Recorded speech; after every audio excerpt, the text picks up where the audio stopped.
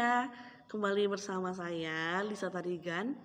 Kali ini kita akan sama-sama belajar dari kebenaran firman Tuhan dengan tema lakukan semua untuk Tuhan.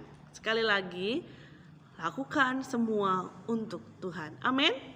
Haleluya. Kita buka kitab kita dari kitab Kolose pasal ketiga ayat 23. Saya akan membacakannya. Apapun juga yang kamu perbuat, perbuatlah dengan segenap hatimu seperti untuk Tuhan dan bukan untuk manusia. Saya akan ulangi sekali lagi. Apapun juga yang kamu perbuat, perbuatlah dengan segenap hatimu seperti untuk Tuhan dan bukan untuk manusia. Jelas dikatakan dalam ayat ini adalah segala sesuatu yang kita lakukan, segala sesuatu rencana kita, apapun itu perbuatan kita, tingkah laku kita, pikiran kita, hati kita, semua tertuju hanya untuk Tuhan, untuk memuliakan nama Tuhan, bukan untuk keuntungan diri kita sendiri, bukan semata-mata untuk keegoisan kita, untuk diri kita sendiri, bukan. Kita akan sama-sama belajar dari sebuah kata yang identik dengan kata pelayanan, identik dengan kata melayani. Mungkin yang pertama adalah pemimpin pujian, singer, pemain musik, pemain tamborin, penerima jemaat dan pengambil persembahan adalah salah. Karena mungkin banyak di kota-kota besar, banyak di gereja-gereja besar ada dengan kata PK, fulus. Ketika kita melayani setelah pulang ibadah mendapatkan uang, tapi itu adalah salah. Ketika kita melayanilah dengan tulus, tanpa bayaran apapun, melayanilah dengan tulus untuk Tuhan. Mungkin kita ngerasa, wah suaraku kan bagus, jadi aku dipilih nih untuk puji-pujian, lalu aku dibayar, itu salah. Aku kan pandai main musik, aku jago main musik, skillku bagus, lalu aku dibayar, itu salah. Melainkan pelayan itu adalah menyapu gereja, mengepel gereja, mengelap kaca gereja. Hal simpel adalah ketika kita membuang sampah pada tempatnya. Dan lebih simpel lagi adalah ketika jam ibadah telah selesai, pulang ibadah, lebih simpelnya kita menyusun bangku kita sendiri. Bagaimana kehidupan kita? Sudahkah kita melakukan segala sesuatu untuk Tuhan atau untuk diri kita sendiri? Bagaimana? Kita belajar dari Paulus.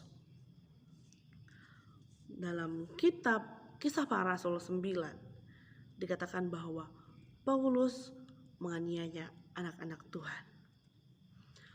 Ketika perjalanan Paulus ke Damsyik, dia menganiaya anak-anak Tuhan. Kita buka kitab kita dalam Kisah Para Rasul pasal yang ke-9. Kisah Para Rasul pasal 9 ayat yang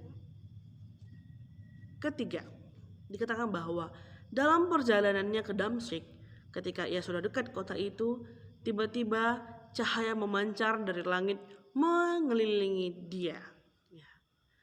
Dalam perjalanan Saulus ke Damsyik ada cahaya yang mengelilingi dia.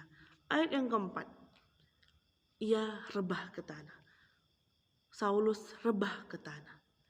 Dan kedengaran olehnya suatu suara yang berkata kepadanya, Saulus, Saulus, mengapakah engkau menganiaya aku? Ayat yang kelima, jawab Saulus, siapakah engkau? Tuhan, katanya, akulah Yesus yang kau aniaya itu. Di ayat yang ke-8 dikatakan bahwa Saulus bangun dan berdiri, lalu membuka matanya, tetapi ia tidak dapat melihat apa-apa. Mereka harus menuntun dia sampai ke Damsyik. Pada saat perjalanan ke Damsyik, Saulus rebah ke tanah dan matanya tidak dapat melihat apa-apa.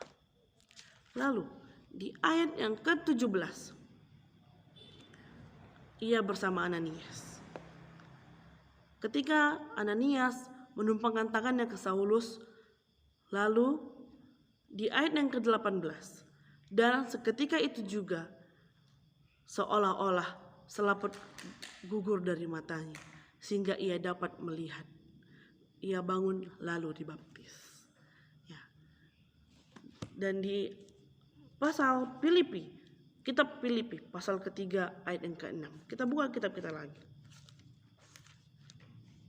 Filipi pasal 3 ayat yang ke-6 dikatakan bahwa tentang kegiatan aku penganiaya jemaat, tentang kebenaran dalam mentaati hukum Taurat aku tidak bercacat.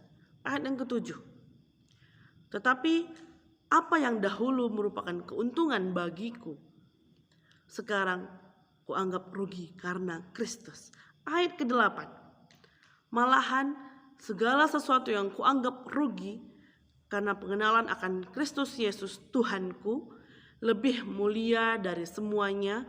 Oleh karena dialah aku telah melepaskan semuanya itu dan menganggapnya sampah, supaya aku memperoleh Kristus. Saulus menganggap kehidupannya yang dulu adalah sampah. Ketika Saulus bertobat, namanya menjadi Paulus. Dia menganggap hidupnya yang dulu, dia menganiaya anak-anak Tuhan, adalah merupakan sampah. Kita belajar dari Saulus. Ketika dia bertobat, dia menyadari semua kesalahannya. Dia merasakan bahwa kuasa Tuhan ada di atasnya. Dia merasakan bahwa kehidupannya yang baru ia akan kerjakan untuk Tuhan. Dia melakukan untuk Tuhan, melayani Tuhan, memberitakan Injil, memberitakan firman Tuhan agar nama Tuhan yang memuliakan. Haleluya. Dan sekarang mari sama-sama kita belajar. Agar lewat kita nama Tuhan dimuliakan.